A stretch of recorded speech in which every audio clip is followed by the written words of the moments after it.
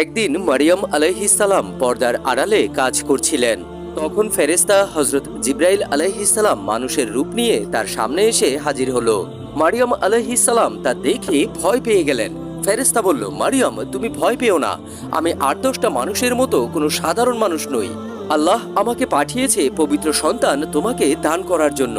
মারিয়াম আলাইহিস সালাম বললেন, আমার কিভাবে সন্তান হবে? আমি তো কুমারী নারী। ফেরেশতা বলল, এটা একমাত্র আল্লাহর পক্ষে সম্ভব। ফেরেশতা তখন মারিয়াম আলাইহিস সালামের পেটে ফু দিলেন, আর তিনি তখন থেকেই গর্ভবতী হয়ে গেলেন।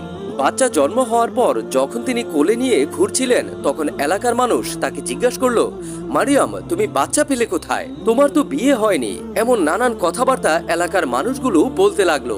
ঠিক ওই মুহূর্তে যে মাত্র দুধের শিশু সে কথা বলে উঠল, এবং সেই ছোট্ট শিশু বাচ্চাটি ছিল হযরত ঈসা আলাইহিস সালাম।